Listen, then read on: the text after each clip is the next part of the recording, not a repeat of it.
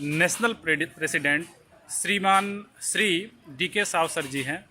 Sir, हम आपसे यह जानने का प्रयास कर रहे हैं कि defenders of international human rights council की स्थापना कब हुई और इसका मूल उद्देश्य क्या है। Defenders of international human right council के बारे में मैं जागरूक करूँगा। सबसे पहले तमाम मीडिया प्रभारी जो भी आज दो देश से उपस्थित हुए हैं, उन्हें मैं दिल से धन्यवाद करना चाहता हूँ। Defenders of international human right council के 8 अक्टूबर 2021 में स्थापना हुई थी। इससे पहले अन्य संगठन से मैं काम कर रहा था।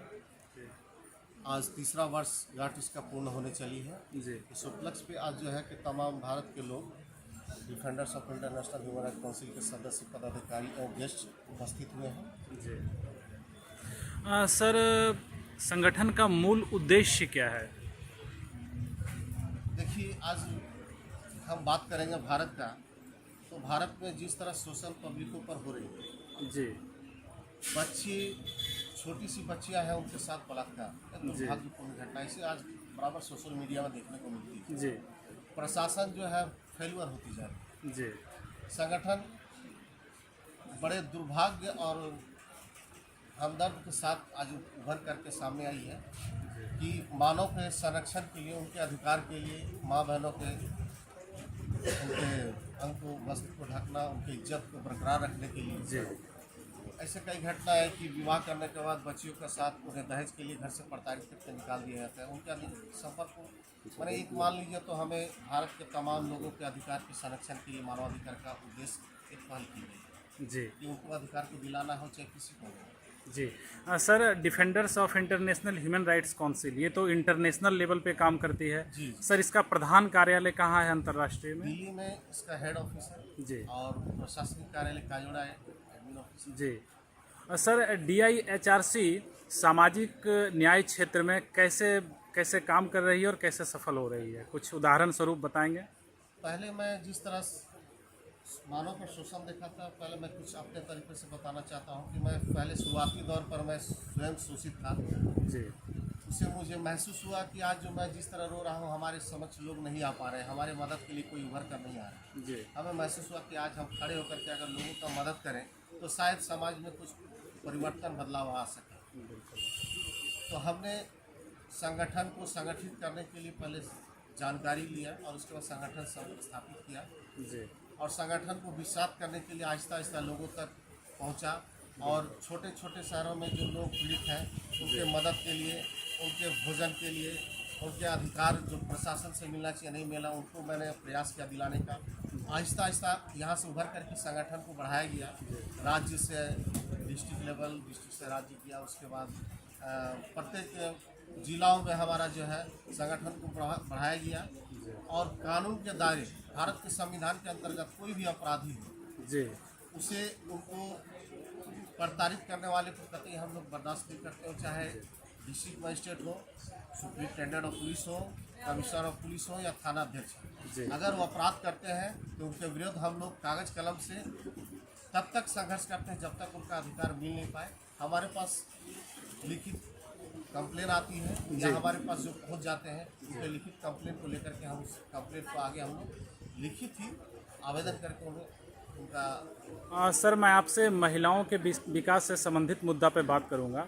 जैसे अभी महिलाओं के साथ बलात्कार जैसी घटनाएं घट रही हैं। अभी फ़िलहाल एक ज्वलंत मुद्दा बंगाल का जो डॉक्टर थी एक, उनके साथ हुई। तो इन सब चीज़ों को कैसे ख़त्म किया जाए। बड़ा शर्मिंदगी वाली बात है कि आज हमारी बहन भी लड़की है, जी, परिवार भी लड़की है, माता भी लड़की है। जी, हमारे देश में सबसे बड़े बदलाव की आवश्यकता है, जो हमने 1-2 बार कंप्लीट किया था। सबसे बड़ी फोन साइट को बंद करना अति आवश्यक है। बिल्कुल।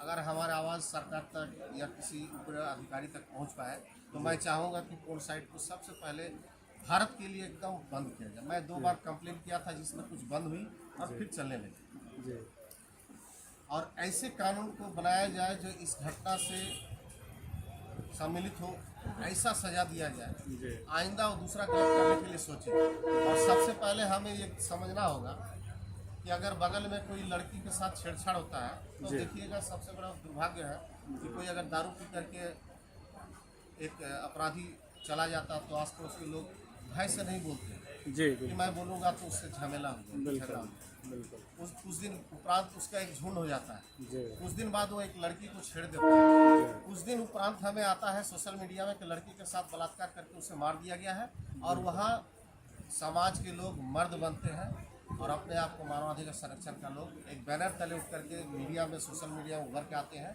कि बच्ची को सोशल जस्टिस। भाई, जब जन्म हुआ अपराध उस समय आप कहाँ थे? अपराधी आप है पहले। बिल्कुल इस अपराध को रोकने का काम आपका पहला था, जी। तो मैं इसके लिए बहुत निंदनीय हूँ। सर, आपने एक बहुत महत्वपूर्ण बात कही पोर्न साइट को लेकर के। जहाँ तक मेरे जानकारी की बात है, सुप्रीम कोर्ट का भी गाइडलाइंस आया है कि जो भी चाइल्ड पोर्नोग्राफी को देखते हैं तो हमारा जो साइबर सेल है उसको ट्रैक करता है और उसमें सज़ा का प्रावधान है। तो ये आपके भी जानकारी में होगा ही। तो सर, ये कैसे सफल किया जाए, क्योंकि इतना होने के गाइडलाइंस होने के बाद भी मतलब अभी भी नहीं सर, रुक रहा सबसे है। बड़ी बात दुर्भाग्य है कि छोटे बच्चों की बात यहाँ नहीं है। अपराध बड़े बुजुर्ग, ऐसा कहीं आपने नहीं सुना होगा एक 60 साल के बुजुर्ग इंसान भी एक बच्चे के साथ बिल्कुल बिल्कुल सर, बिल्कुल तो बच्चे की बात ही नहीं होनी चाहिए। बिल्कुल हमारे नज़रिए में, डिफेंडर्स के नज़रिए में, बिल्कुल ऑन साइट बच्चे बूढ़े की बात नहीं, टोटली बंद करना चाहिए और इस पर बिल्कुल। जो निगरानी करते हैं सख्त से बिल्कुल। सख्त बैंड करनी चाहिए। हमारे बिल्कुल, कहने आपने का बहुत तात्पर्य अच्छी बात ban करनी कही। चाहिए। भारत जी को सर, बंद। बिल्कुल इसके बिल्कुल बाद हम 50% मैं चैलेंज करता हूँ, 50% भारत बदल जाएगी। बिल्कुल बिल्कुल सर, बिल्कुल। सर, महिलाओं अपने आप को सुरक्षित रखने के लिए मतलब हमें लगता है कि वो आत्मरक्षा के लिए जूडो कराटे भी सीख सकती है, जिससे अपने आप को वो डिफेंड कर सके। तो आपको